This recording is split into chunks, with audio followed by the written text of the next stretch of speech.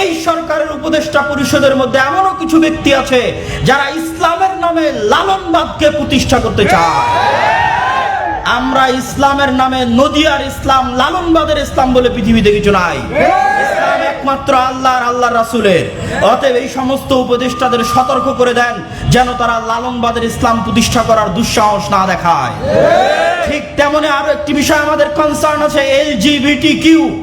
আজকে সমগ্র পৃথিবীতে মানুষের স্বাভাবিক চরিত্র নষ্ট করার জন্য LGBTQ হচ্ছে শয়তানের সবচেয়ে বড় এজেন্ডা, তথা মানুষের মধ্যে সমকামিতার অপরাধ ছড়িয়ে দিয়ে তাদেরকে ধ্বংস করে দেওয়া।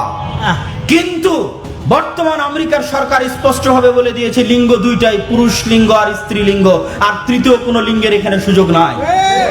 অতএব আমরা আমাদের সরকারের প্রতি উদাত্ত আহ্বান জানিয়ে বলতে চাই যে আপনাদের পাশ্চাত্য সাপোর্ট আছে, এই সাপোর্টকে ভিত্তি করে, ইউরোপের সাপোর্টকে ভিত্তি করে আপনারা ভুলেও বাংলার মাটিতে LGBTQ আমদানি করার চেষ্টা করবেন না।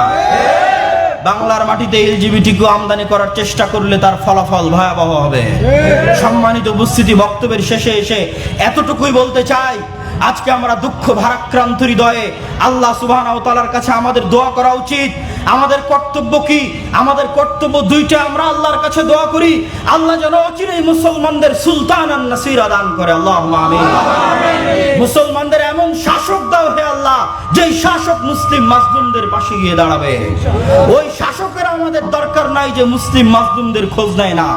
ওই শাসকের আমাদের দরকার নাই যে গাজার মুসলিমদের অসহায় অবস্থায় রেখে নিজ বিছানায় আরামে ঘুমাতে পারে, এসিতে ঘুমাতে পারে। ওই শাসকের দরকার নাই। মুসলিমদের পাশে দাঁড়াবে এমন শাসক দাও। এবং আমাদের আরেকটি দ্বিতীয় কাজ হচ্ছে আমাদের পরবর্তী প্রজন্মকে শিখিয়ে দেওয়া যে আমাদের পরবর্তী প্রজন্মের জন্মই হয়েছে মসজিদে আকসা মুক্ত করার জন্য। ইনশাআল্লাহ আমরা একদিন মসজিদে আকসা মুক্ত করেই ছাড়বো, এই আশাবাদ ব্যক্ত করে এই দোয়া আল্লাহর সামনে রেখে আমাদের সংক্ষিপ্ত বক্তব্য আজকে এখানেই শেষ করছি। ওয়া আখির দাওয়ানা আলহামদুলিল্লাহ।